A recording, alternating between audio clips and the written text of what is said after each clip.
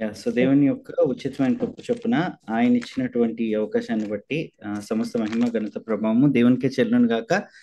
అలాగే ఈ రోజు నాకు ఇచ్చినటువంటి 30 minutes లో ఈ రోజు మనం మాట్లాడుకోవాలని నేను ప్రార్థన చేసి తీసుకున్నటువంటి ఉమ్, వాక్యం ఏంటి అని అంటే, జకర్యా అనేటువంటి ఆ, ప్రవక్త బైబిల్లోని మేజర్ ప్రాఫిట్స్ అని మైనర్ ప్రాఫిట్స్ అని మనందరికీ తెలుసు. సో మైనర్ ప్రాఫిట్స్ లో జకర్యా అనేటువంటి ఒక ప్రాఫిట్ ఉన్నారు. సో ఆ ప్రాఫిట్ కి వచ్చినటువంటి 8 దర్శనాలు, మనం మైనర్ ప్రాఫిట్స్ 12 మంది అని అనుకున్నట్లయితే ఆ 12 మందిలో ముగ్గురికి దేవుడు దర్శన రూపంగా మాట్లాడాడు. ఒకటి ఆమోస్కి 5 విజన్స్ ద్వారా దేవుడు మాట్లాడతాడు. దెన్ ఒబద్యా, ఏదోము అనేటువంటి దేశం బట్టి ఒబద్యాతో కూడా దర్శన రూపంలోనే దేవుడు మాట్లాడినట్టుగా మనం చూస్తాం. మూడో ప్రవక్త ఎవరంటే జకర్యా. సో జకర్యాకి 8 విజన్స్ ఇచ్చినట్టుగా మనం చూస్తాం. సో అందులోని 8th విజన్ ఈరోజు మనం వాక్యంగా మనం చూద్దాం. సో దేవుడు ఆయన యొక్క ఉచితమైన కృప, పరిశుద్ధాత్మ సహవాసం మన మీద ఉంచలాగా చిన్న ప్రార్థన చేసి నేను స్టార్ట్ చేస్తాను. ఓ ప్రభా, మా దగ్గర తండ్రి, ఇదిగో నాయన నీ యొక్క ఉచితమైన కృప చొప్పున ఈరోజు మేమందరం కలిసి నీ యొక్క సన్నిధిలో నాయన ఆరాధించటానికి, నిన్ను స్తుతించటానికి, నీ మాటలు వినటానికి, ప్రార్థించటానికి ఇదిగో నాయన మరి మమ్మల్ని అందరినీ ఒక చోటకి నాయన మీరు చేర్చినందుకు నీకు వందనాలు. వాస్తవానికి నాయన ఒక్కొక్కరు ఒక్కొక్క దేశంలో ఒక్కొక్క ప్రదేశంలో ఉన్నటువంటి వాళ్ళము అయినప్పటికీ నీ యొక్క కృప చొప్పున నువ్వు నీ యొక్క రక్తంతో కడిగి శుద్ధి చేసి మాకు ఇచ్చిన ధన్యతను బట్టి అందరం కలిసి నీ యొక్క సన్నిధిలో నేను ఈరోజు నిలబడడానికి మీరిచ్చిన సౌకర్యాలను బట్టి, మీరిచ్చిన టెక్నాలజీని బట్టి నీకే వందనాలు. ఇదిగోనైనా మీ యొక్క కృప, మీ యొక్క పరిశుద్ధాత్మ సహవాసము లేనట్లయితే మనిషి యొక్క జ్ఞానము గెలుస్తుంది కానీ నీ యొక్క ప్రణాళిక కాదు. నీ యొక్క ప్రణాళిక ప్రకారము ఈ రోజునైనా మా జీవితాల్లో మేము ఏం నేర్చుకోవాలని నువ్వు కోరుకుంటున్నావో, ఏమి మార్చుకోవాలని నువ్వు ఆశపడుతున్నావో, ఏమి తెలుసుకోవాలని నీ యొక్క ప్రణాళికలో ఉందో అది ఉన్నది ఉన్నట్లుగా నెరవేరుటకు మీ యొక్క కృపని, మీ యొక్క పరిశుద్ధాత్మ సహవాసం దయచేయమని కోరుకుంటూ నజరేయుడైన యేసుక్రీస్తునామమున ఈ ప్రార్థన సమర్పించి వేడుకొని పొందినాము తండ్రి. Amen. Amen amen. So 30 minutes కాబట్టి నేను వాక్యం కూడా ఇందులోనే పెట్టాను. So please try to just go through the word in the presentation itself. జకర్యా 6వ అధ్యాయము, మొదటి వచనం నేను చదువుతాను. ఏమనుందంటే, నేను మరలా తేరి చూడగా 2 పర్వతముల మధ్య నుండి 4 రథములు బయలుదేరుచుండెను.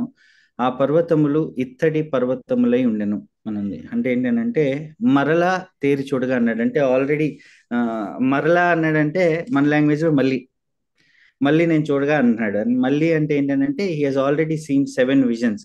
ఇప్పటి వరకు అంటే 6వ అధ్యాయం వరకు కూడా ఇంచుమించుగా 7 దర్శనాలు, 7 విజన్స్ ఆల్రెడీ జకర్యా చూసి 8వది నేను మరలా చూడగా ఏముంది అని అంటే 2 పర్వతముల మధ్య 4 రథములు బయలుదేరుచుండెను అని ఉంది. సో ఆ పర్వతములు ఇత్తడి పర్వతములై ఉండెను. వెనకాల మీరు చూసినట్లయితే బ్రాంజ్ మౌంటైన్స్ 2 ఉన్నాయి అన్నట్టుగా చెప్తా ఉన్నాడు. ఆ బ్రాంజ్ మౌంటైన్స్ మధ్యలో నుండి ఒక 4 chariots, 4 రథములు వెళ్తున్నాయి అన్నట్లుగా ప్రవక్త చెప్తున్నట్టు మనం చూస్తూ ఉంటాం.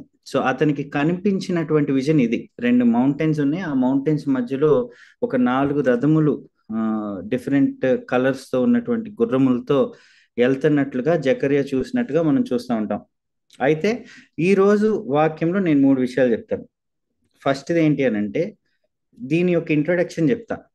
ఈ విజన్స్ ఏంటి, అసలు జకర్యాకి విజన్స్ ఎందుకు, ఏంటి, ఎప్పుడు వచ్చినాయి, ఇవన్నీ నేను చెప్తాను ఫస్ట్ది ఇంట్రొడక్షన్ లో. సెకండ్ది ఏంటంటే ఎందుకని ఈ విజన్ వచ్చిందో చెప్తా. ఫస్ట్ ఇంట్రొడక్షన్ లో ఈ జకర్యా ఎవరు, ఎక్కడ జరుగుతుంది, ఎప్పుడు జరుగుతుంది, ఇంట్రొడక్షన్ చెప్తాను. రెండోది ఈ విజన్ ఎందుకు దేవుడు ఇచ్చాడు అనేది నేను చెప్తాను. మూడోది విజన్ ఎక్స్ప్లెయిన్ చేసి మనకు ఎలా ఉపయోగపడుతుంది అనేది నేను చెప్తాను.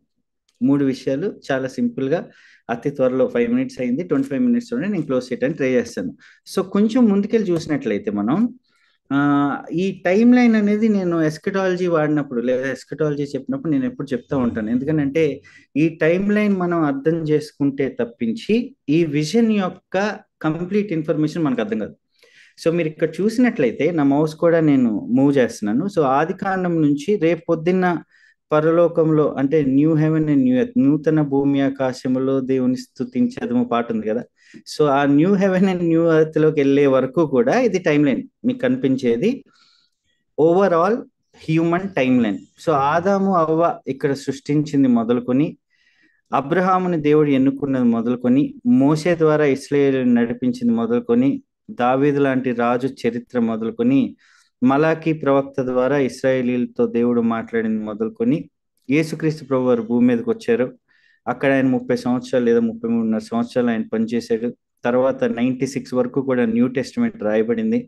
ఈ రోజు 2000 ఇయర్స్కి లేదా 2025 ఏ మంత్ సరే ఎక్కడో మనం ఉన్నాం కదా, 2025 సెప్టెంబర్ 20th లో మనం ఉన్నాం. అవును, రైట్.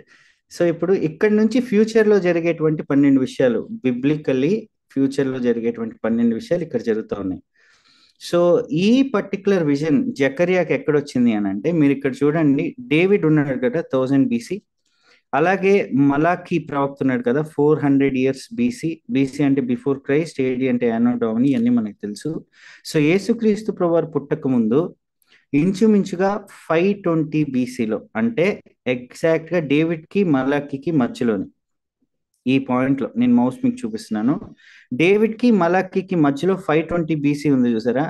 ఆ 520 BCలో ఈ పర్టికులర్ విజన్ జకర్యాకి దేవుడు ఇచ్చాడు. 520 BCలో ఈ విజన్ దేవుడు ఇచ్చాడు. సో ఈ విజన్ లో ఉన్నటువంటి విషయాలు మీకు ఫ్యూచర్ లో, అంటే ఇంచుమించుగా ఇక్కడ ట్రిబులేషన్ పీరియడ్ అని ఉంది చూసారా, ఈ ట్రిబులేషన్ పీరియడ్ లో ఉన్నటువంటి ముద్రల దగ్గర లేదా సీల్స్ దగ్గర వచ్చేటువంటి గుర్రాలకి ఇది రిలేట్ అయినట్టుగా మనం చూపిస్తూ ఉంటాం. చాలా మంది చాలా మెసేజెస్ లో మనం చూపించేటువంటి విషయం ఏంటి అని అంటే, ఇక్కడ జకర్యాలో జరిగినటువంటి గుర్రములు ఇంచుమించుగా, జస్ట్ 1 సెకండ్. సో ఈ జకర్యాలో జరిగినటువంటి విషయాలు ట్రిబులేషన్ పీరియడ్ లో జరిగినటువంటి గుర్రాలకి రిలేటెడ్ గా ఉన్నాయని మనం చూపిస్తాం. So I just wanted to have a time line so that we all will understand what exactly is happening over here. So ఆ గుర్రాల కలర్ గురించి నేను చెప్పను, కానీ ఆ దర్శనం ఎందుకు వచ్చింది అనేది నేను ఈరోజు చెప్తా కాబట్టి. So we just have to understand 520 BCలో జకర్యాకి ఇది వచ్చింది, అండ్ ఇక్కడ ఎందుకు వచ్చింది అనేది నేను ఈ రోజు మన వాక్యంలో నేను చెప్పడానికి ప్రయత్నిస్తా. సో జకర్యా 1:1 మీరు చూసినట్లయితే, జకర్యా 1:1, దర్యావేషు ఏలుబడి యందు 2వ సంవత్సరము 8వ నెలలో యెహోవా వాక్కు ప్రవక్తయు ఇద్దోకు పుట్టిన బెరక్యా కుమారుడునైన జకర్యాకు ప్రత్యక్షమై సెలవిచ్చినదేమనగా. సో ఇది దర్యావేషు ఏలుబడి యందు అని ఉంది. సో మీరందరూ గూగుల్ ఓపెన్ చేసి కింగ్ డేరియస్ రూల్ అని కొట్టారు అనుకోండి, ఎగ్జాక్ట్ గా 522 BC అని అంటారు. 522 BCలో. సో 2 ఏళ్ళు 8వ నెల అంటే 520 BC, అవునా? సో 520 BCలో ఎగ్జాక్ట్గా జరుగుతూ ఉంది. సో బైబిల్ అనేది నిజమని, బైబిల్ అనేది సత్యం అని చెప్పడానికి బైబిల్లో దేవుడు చాలా విషయాలు చాలా పరిశీలనగా రాసి పెట్టాడు. And then by seeing all these facts there is nothing that can prove Bible is wrong. So సత్యమైనటువంటి వాక్యాన్నే మనం ఇక్కడ చూస్తున్నాం. సో ఆ దర్యావేషు ఏలుబడి 2వ సంవత్సరం 8వ నెలలో, అంటే 8th month జకర్యాతో మాట్లాడినట్టుగా దేవుడు మనం చూస్తాం. ఇదే కింగ్ టైంలో మీరు ఇంకోటి చూడండి, హగ్గయి 1:11 చూస్తే, హగ్గయి 1:11 చూస్తే, రాజైన దర్యావేషు ఏలుబడి యందు 2వ సంవత్సరము 6వ నెలలో మొదటి దినమున ప్రవక్తయగు హగ్గయి ద్వారా, అంటే ఇఫ్ యూ కెన్ సీ మన జకర్యా అలాగే హగ్గయి వీళ్ళిద్దరూ కూడా సమకాలికులుగా చూస్తాం, అంటే సేమ్ టైంలో పనిచేసిన వాళ్ళ చూస్తాం.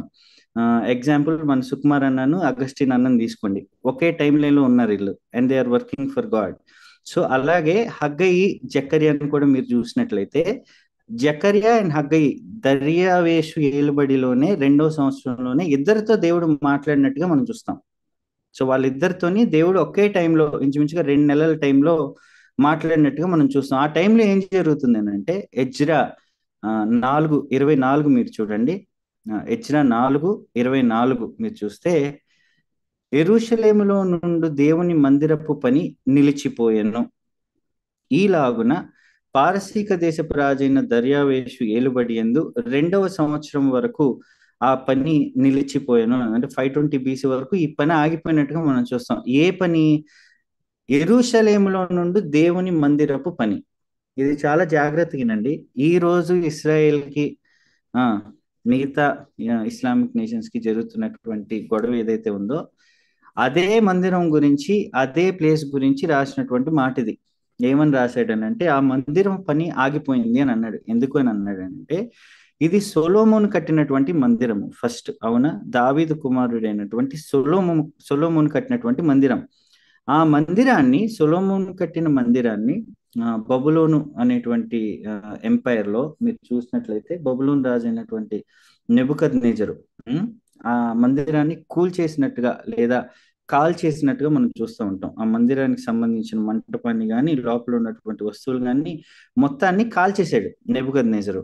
సో ఎప్పుడైతే బబులోను చెర తర్వాత మందిరం కూల్చివేయబడిందో, 70 సంవత్సరాల తర్వాత యూదులైనటువంటి, అంటే యూదా బెన్యామీను 2 గోత్రాలు కూడా వెనక్కి వచ్చినప్పుడు, పారసిక దేశపు రాజు ఎప్పుడైతే బబులోను చెరని లేదా బబులోను రాజ్యాన్ని కూల్చి పర్షియన్ కింగ్డమ్ వచ్చిందో, ఆ పర్షియన్ కింగ్డమ్ ఎప్పుడైతే వీరిని వెనక్కి పంపిందో, వెనక్కి పంపించినప్పుడు తిరిగి నిర్మించాలి అని ఆశపడిన మందిరము, తిరిగి ప్రారంభింపబడాలని ఆశపడినటువంటి మందిరపు పనిని ఆపేశారు.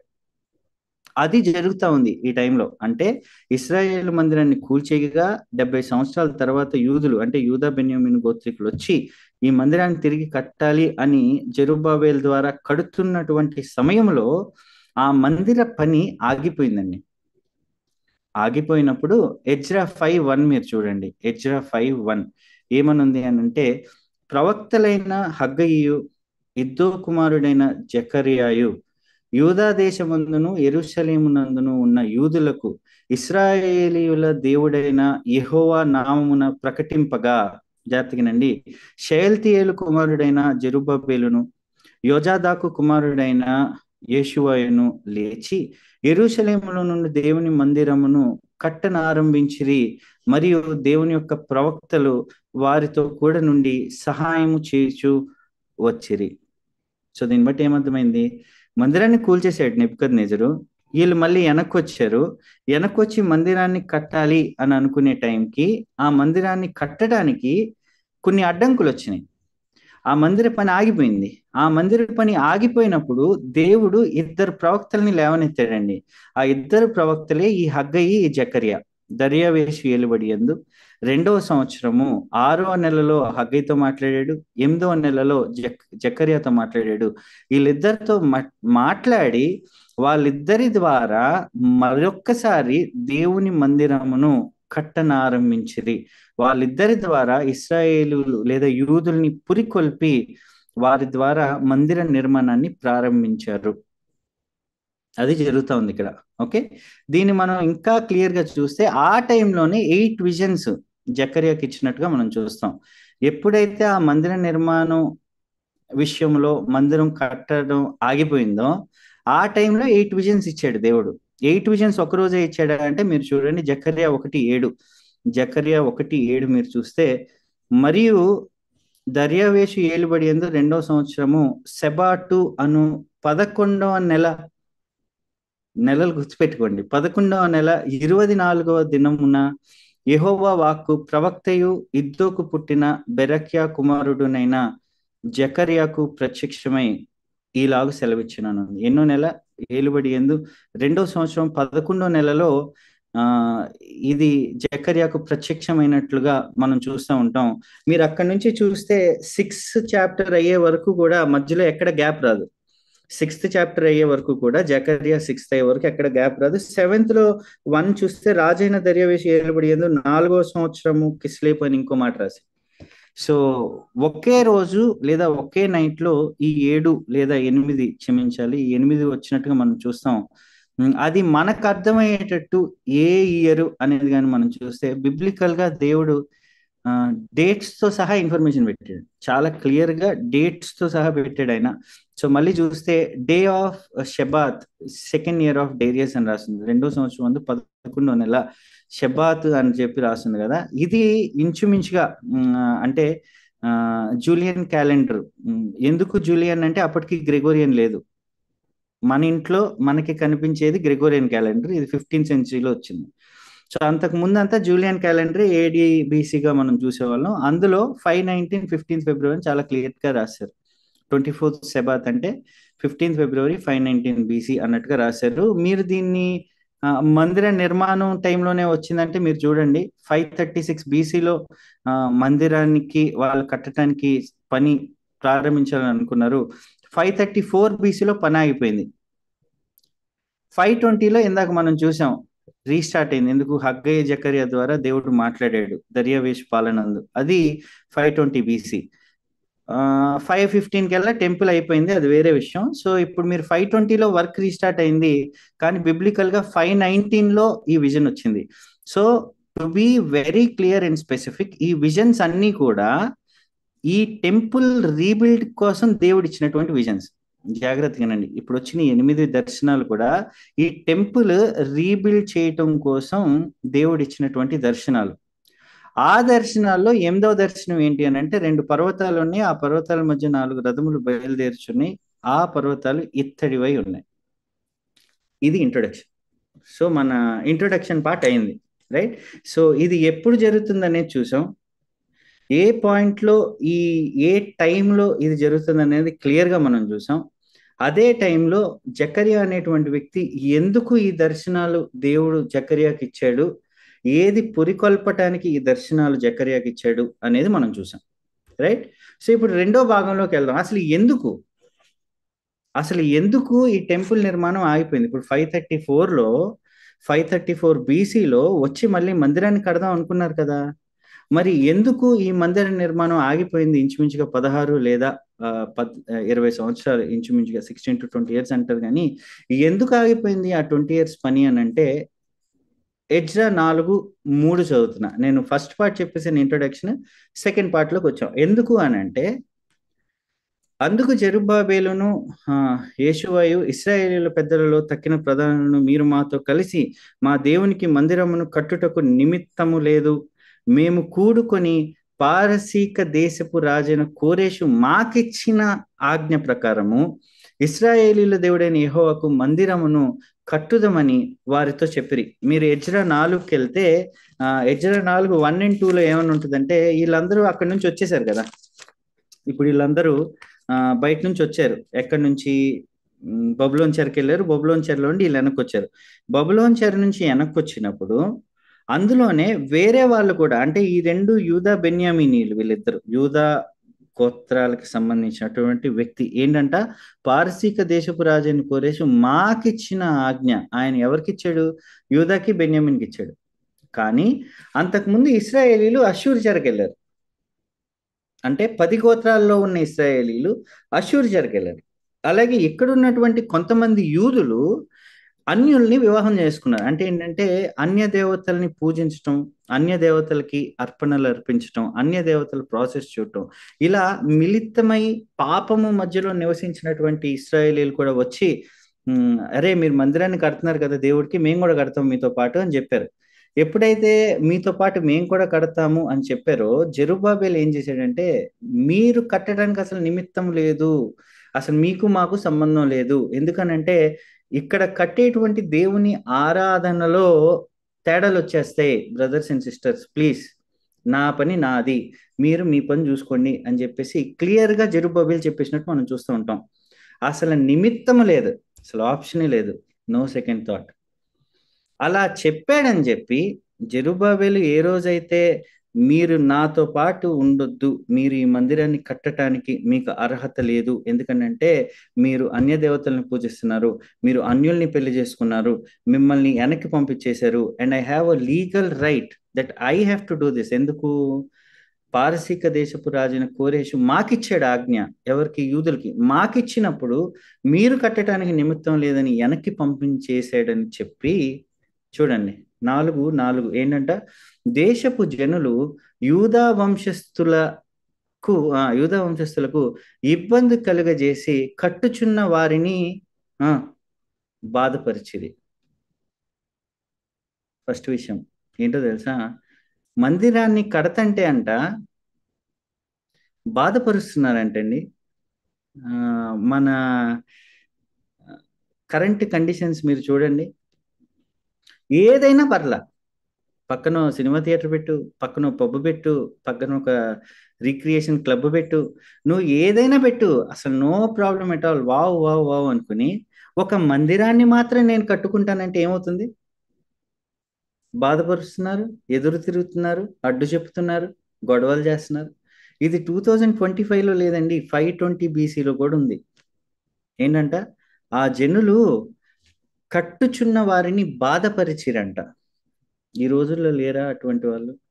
ఒక మందిరాన్ని కడతంటే, ఉమ్, ఒక సేవ చేయటానికి ఒక మినిస్ట్రీని కడతంటే దాన్ని అడ్డుకునేటువంటి జనాలు లేరా? మనకి కనిపించలేదా? నాకు తెలిసినటువంటి ఒక పాస్టర్ ఉన్నాడు, ఆయన పేరు ఒనేసిమస్, కోయంబత్తూర్లో ఉంటాడు ఆయన, ఒనేసిమస్.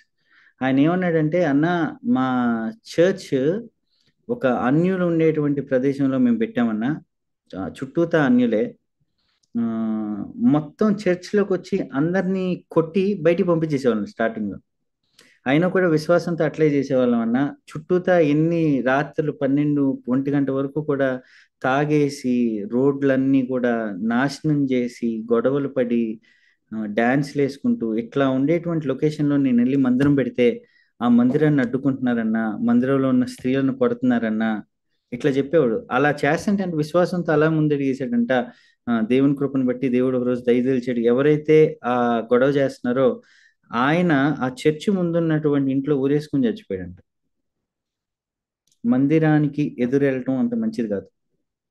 ఊరేసుకుని చచ్చిపోయాడంట. నెక్స్ట్ డే నుంచి ఎవరైతే ఆ చర్చ్ మీద వచ్చి గొడవ పడ్డారో, గొడవ చేశారో వాళ్ళందరూ వచ్చి చర్చిలో కూర్చున్నారన్నా అని ఆయన సాక్ష్యం చెప్పినప్పుడు నేను చాలా సంతోషించాను. ఈ రోజుల్లో జరగట్లేదా ఇది? మందిరాన్ని కడతంటే వాళ్ళని బాధపరిచేటువంటి వ్యక్తులు మనం చూడట్లేదా?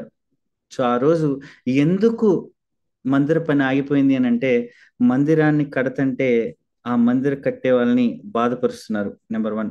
రెండో చెప్తాను, 5, మరియు పారసీక దేశపు రాజైన కోరేషు యొక్క దినములన్నిటిలోనూ పారసీక దేశపు రాజైన దర్యావేషు యొక్క పరిపాలన కాలము వరకు వారి ఉద్దేశమును భంగపరచుటకై ఆ వారు మంత్రులకు లంచములు ఇచ్చిరంట.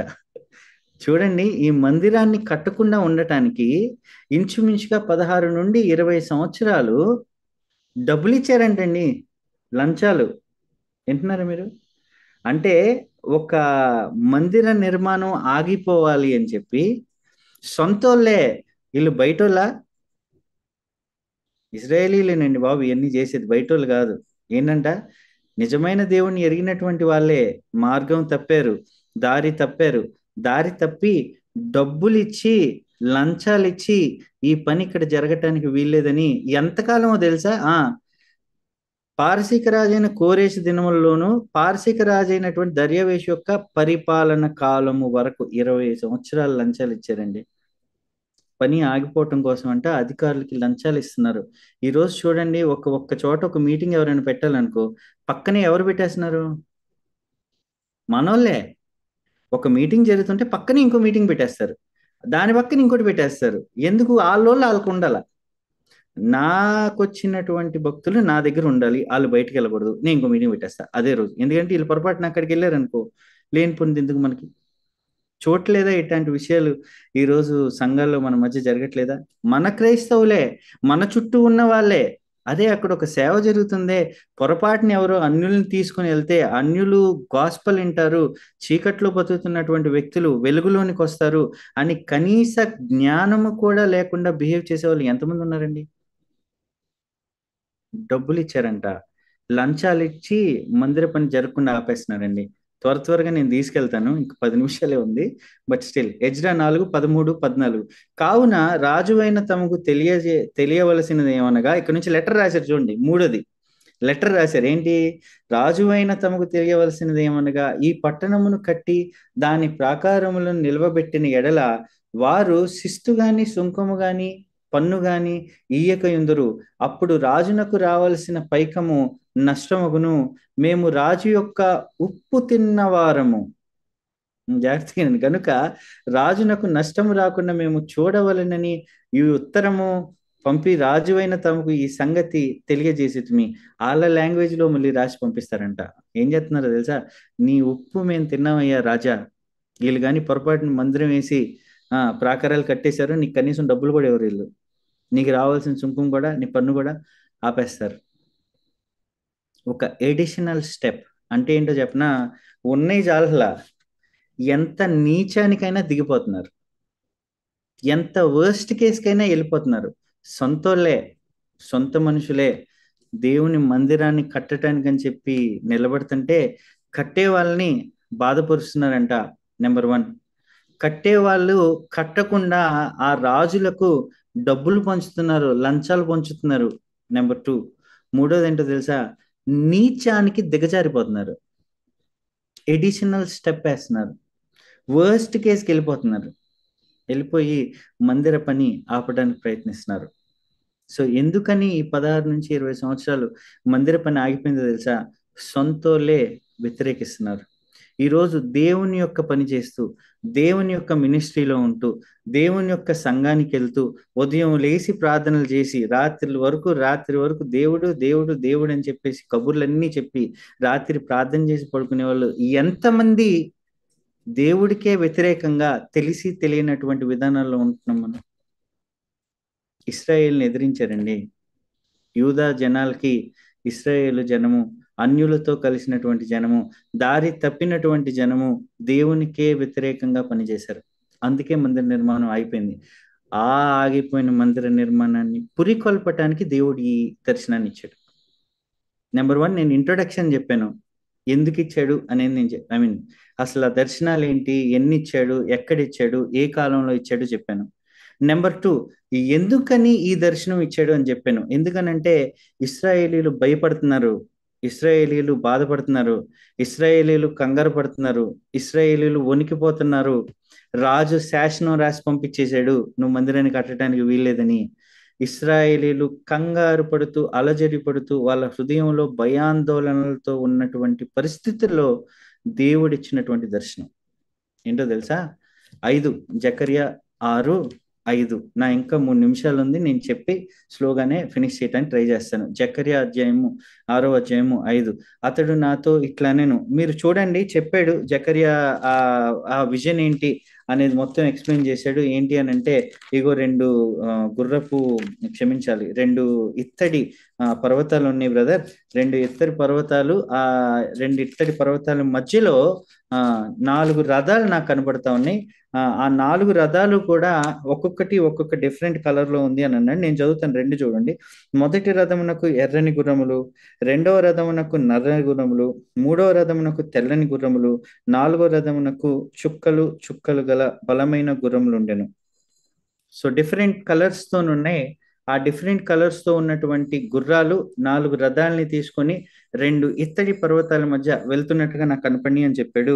అప్పుడు అడుగుతున్నాడు జకర్యా, ఆ దూతను అడుగుతా, నా ఏలినవాడా ఇవేమిటి అని నాతో మాట్లాడుచున్న దూతని నేను అడగగా అప్పుడు దూత రెస్పాండ్ అవుతుంది ఏంటంటే, అతడు నాతో ఇట్లా, ఇవి సర్వలోకనాథుడగు యెహోవా సన్నిధి విడిచి బయలు వెళ్ళు ఆకాశపు చతుర్వాయువులు. జాగ్రత్తగా ఏమంటున్నాడనంటే, ఇవి దేవుడి నుంచి వస్తున్నటువంటి గాలి,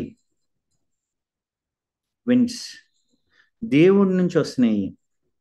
ఏ రోజైతే ఇశ్రాయేలీలు వణికిపోతున్నారు, ఏ రోజైతే ఇశ్రాయేలీలు జడుస్తున్నారో, ఏ రోజైతే ఇశ్రాయేలీలు భయపడుతున్నారో, నీ మందిరాన్ని నువ్వు కట్టొద్దని చెప్పి ఆపేస్తున్నారు కదా, మందిర నిర్మాణం కోసం బాధపరుస్తున్నారు కదా, డబ్బులు ఇచ్చిస్తున్నారు కదా, ఎక్కడికో వెళ్ళి లెటర్లు రాసి కట్టొద్దని శాసనాలు కూడా వేస్తారు కదా, కంగారు పడొద్దు. దేవుడు అంటున్నాడు, సర్వలోకనాథుడగు యెహోవా సన్నిధి నుంచి వస్తున్నటువంటి గాలి. నేను అంటాను, దేవుడు పని చేసినప్పుడు మీకు వ్యతిరేకతలు రావటం కామన్, కష్టాలు రావటం కామన్, మనుషులు ఎదురు రావటం కామన్. మనుషులు ఎదురొచ్చి మొత్తం అంతా కూడా ఒక బ్లూ ప్రింట్ అంటారు కదా, చంద్రబాబు నాయుడు, జగనన్న వీళ్ళందరూ ఏదో వేస్తారు, బ్లూ ప్రింట్ అనేసి మొత్తం అంతా ఏదో రాంగ్ అని అదేదని అంటారు కదా, అలా చేయటం కామన్. కానీ నేను అంటూ ఉంటాను, సర్వలోకనాథుడకు యెహోవా సన్నిధి నుండి గాలి వస్తుంది, జాగ్రత్త.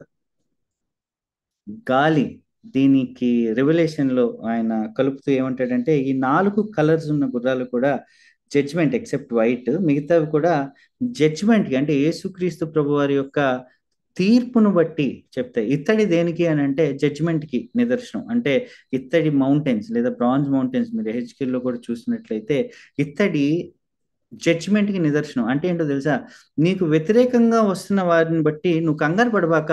ఇశ్రాయేలు, యూదా కంగారు పడొద్దు, యూదా బెన్యామీను కంగారు పడకండి. నీకు వ్యతిరేకంగా వస్తుంది కదా, నీకు వ్యతిరేకంగా జనాలు నిన్ను ఆపుతున్నారు కదా, నిన్ను భయపెడుతున్నారు, నిన్ను బాధ పెడుతున్నారు, నీ వెనకాల ఎదురెళ్ళటానికి లంచాలు ఇస్తున్నారు, నీ పనిని ఆపేయమని శాసనాలు రాశారు. రాసినోడు రాజైన పర్లా, కంగారు పడబాక. ఎందుకో తెలుసా, జడ్జిమెంట్ ఇచ్చేది దేవుడు. ఏమంటాడంటే డు నాట్ జడ్జ్, మీరు తీర్పు తీర్చొద్దంటాడు. మన పని తీర్పు తీర్చడమే. చుట్టూతా ఉన్న వాళ్ళందరూ కూడా ఆడది, ఈడిది, ఈడది, ఎబ్బే కరెక్ట్ కాదు, అది కాదు, ఇదే పని. కానీ దేవుడు ఏమంటున్నాడంటే జడ్జిమెంట్ ఇచ్చేది నేను, ఇత్తడి పర్వతాలు నాయి, నేను పంపిస్తా, సర్వలోకనాథుడు యెహోవా సన్నిధి నుండి నేను పంపిస్తా గాలిని. I will give the judgement. నేను ఎదురెళ్తా, కంగారు పడిపోక. నీ వెనకాల నీ నీ పనిని ఆపటానికి నీకు ఎదురొస్తున్నారా, డోంట్ వరీ, గాలిని నేను పంపిస్తా, మొత్తం కొట్టుకుపోద్ది, డోంట్ వరీ. రెండో చెప్తాను, చెప్పి నేను ముగించడానికి ట్రై చేస్తాను. అప్పుడు అతడు నన్ను పిలిచి 8:6-8, అప్పుడు అతడు నన్ను పిలిచి ఉత్తర దేశములోనికి పోవు వాటిని చూడుము. నార్థన్ సైడ్ కదా, ఉత్తర లేదా ఈస్ట్, నార్త్ ఈస్ట్. అవి ఉత్తర దేశమందు నా ఆత్మను నెమ్మదిపరచునని నాతో అనెను. ఎవరున్నారు తెలుసా అక్కడ? అషూరు. పైన ఏముందో తెలుసా? అషూరు. కింద ఏముంటది ఇజ్రాయెల్కి? లెఫ్ట్ సైడ్ ఈజిప్ట్, అవునా? సో నార్థన్ కింగ్డమ్ కదా మిమ్మల్ని ఇబ్బంది పెడుతుంది, బబులోన్ కదా నిన్ను ఇబ్బంది పెట్టింది, బబులోన్ కదా నీ మందిరాన్ని నాశనం చేసింది, ఇప్పుడు పార్సీక దేశపు రాజులే కదా, వీళ్ళే కదా మిమ్మల్ని ఆపేస్తున్నారు మందిరం కట్టించకుండా ఉండొద్దని. వాళ్ళందరినీ నిమ్మలపరిచి, వాళ్ళందరినీ నేను పంపిన వాయువు చేత కొట్టివేసి నా ఆత్మకి నెమ్మది కలుగజేసేటువంటి గుర్రాలు అవి, నా ఆత్మకి నెమ్మది కలుగజేస్తాయి అవి. ప్రిన్స్ ఆఫ్ పీస్, యేసుక్రీస్తు ప్రభు గురించి రెవల్యూషన్ 19లో ఏమని ఉంటుంది అంటే గుర్రం మీద వస్తాడు ఆయన, వైట్ హార్స్ మీద. అదే యాంటీ క్రైస్ట్ కూడా ఉంటుంది. ఎస్కటాలజీ చదివినప్పుడు భలే ఉంటుంది ఆ రెండింటి మధ్య సిమిలారిటీస్. కానీ 1911 మీరు చూసినట్లయితే యేసుక్రీస్తు ప్రభు వారు సమాధాన అధిపతిగా వస్తాడు. ఈ రోజు నిన్ను ఇబ్బంది పెడుతున్న ప్రతి దానికి తీర్పు నేను తీరుస్తాను, సమాధానం నేను ఇస్తాను అని చెప్పి చాలా క్లియర్గా దేవుడు ఇచ్చినటువంటి దర్శనం ఎవరికో తెలుసా? జకర్యాకి. ఎందుకంటే our God is a God of judgement and peace. ఆయన ఖచ్చితంగా తీర్పు తీర్చేవాడే ఉన్నాడు. మనం అనుకుంటుంటాం దేవుడు కృపలో ఉన్నాడుగా, మనం ఏం చేసినా చెల్లుద్ది అని. దేవుడు కృపలో ఉన్నా కూడా శిక్షిస్తాడు. 38 సంవత్సరాలు బెతెస్దా కోనేటి దగ్గర ఉన్నటువంటి వ్యక్తి యేసుక్రీస్తు ప్రభువారు ఆయన దగ్గరికి వెళ్ళి స్వస్థపరచబడాలని అనుకుంటున్నావా? ఎస్ అయ్యా అంటాడు. పరుపు తీసుకుని వెళ్ళిపో అంటాడు. వెళ్ళిపోయాడు. నెక్స్ట్ వచ్చాడు, మందిరంలో కలిశాడు. ఆ దేవుడు యేసుక్రీస్తు ప్రభువారు ఆయన అడుగుతాడు, ఏంటి అని అంటే మందిరానికి వచ్చానయా అంటాడు. అంటే నువ్వు అధిక శ్రమ నీకు రాకుండా ఉన్నట్టు ఇంకా పాపం చేయదంటాడు. So God is a God who judge people. అధిక శ్రమ ఈ భూమి మీదే, జాగ్రత్తగా ఉండాలి. నెమ్మది. రెండోది ఏంటో తెలుసా? ప్రశాంతతనిచ్చే దేవుడు. నీకు వ్యతిరేకంగా రూపంబడిన ఏ ఆయుధము కూడా వర్తిల్లకుండేటువంటి చేసే దేవుడు అయినా, అలాగే ఎంత ఇబ్బందిలో ఉన్నా, ఎంత ఇరుకులో ఉన్నా, నీ కోసము జనాలు డబ్బులు ఇచ్చి నీ మనశ్శాంతిని కోల్పోజేయాలని ట్రై చేసిన, ఆఖరికి నీ ఎదురుగా ఉన్నటువంటి రాజులే, ప్రపంచాన్ని శాసించిన రాజులే నీకు వ్యతిరేకంగా శాసనం రాసిన, నీ పని దేవుడి పని అయితే దేనికి భయపడక్కర్లా. God is a God who can give you peace in the time of trouble, in the time of temptations, in the time of problems. దేవుడు నీతిని, న్యాయాన్ని జరిగించి ప్రశాంతతనిచ్చేటువంటి దేవుడే అన్నాడు. దేవుడు ఈ చిన్న వాక్యాన్ని దీవించి ఆశీర్వదించును గాక. ఓ ప్రభు, మా దగ్గర తండ్రి నీ యొక్క వాక్యం చెప్పున్న ఆయన ఇచ్చిన సమయంలో కొంచెం ఒక 4-5 నిమిషాలు ఆలస్యమైనప్పటికీ నీ యొక్క కృపలో నాయన 8th విజన్ ఆఫ్ జకర్యా మేము నాయన ధ్యానించడానికి మీరు ఇచ్చిన అవకాశాన్ని బట్టి నీకు వందనాలు. ఇదిగో ఏ పరిస్థితిలో జకర్యాకి నువ్వు ఇది ఇచ్చావో మొదటిగా మేము చూసాం. ఎందుకని ఆ మందిర నిర్మాణం ఆగిపోయింది, మనుషులు ఏ రకంగా యూదుల్ని ఇబ్బంది పెట్టారు, మందిరాన్ని కట్టకుండా ఎలా బాధపరిచారు, మందిర నిర్మాణం ఆపటానికి 20 సంవత్సరాలు ఎలా లంచాలు ఇచ్చారు, వారు కట్టకుండా ఉండేదానికి శాసనాలు ఎలా రాయించారని కంప్లీట్గా చూసాం. ఇదిగో నాయనా, కానీ నువ్వే జడ్జ్మెంట్ ఇచ్చే దేవుడు అని, నువ్వే సమాధానం ఇచ్చేటువంటి దేవుడు అని నాయనా, నువ్వు మాట్లాడినటువంటి విధానం బట్టి నీకు వందనాలు చెల్లిస్తూ మీరే సహాయం చేయమని, మా జీవితాల్లో మా కుటుంబాల్లో వ్యతిరేకంగా ఉంటున్న ప్రతి ఆయుధాన్ని కూడా మీరు వర్ధిల్లకుండా చేసే దేవుడు అని నమ్మి విశ్వసించి ఈరోజు మా జీవితాల్లో మీరు మరొక్కసారి పురికొల్పించి నీ యొక్క వాక్ ద్వారా నీతిని న్యాయాన్ని జరిగించేది నువ్వే, ప్రశాంతతనిచ్చేది కూడా నువ్వే అని మాకు తెలియజేసినందుకు నీకు వందనాలు చెల్లిస్తూ నజరేయుడైన యేసుక్రీస్తు అని ప్రార్థన సమర్పించి వేడుకొని పొందినాం తండ్రి. ఆమేన్. ఆమేన్. ఆమేన్. వందనాలు. ఆమేన్.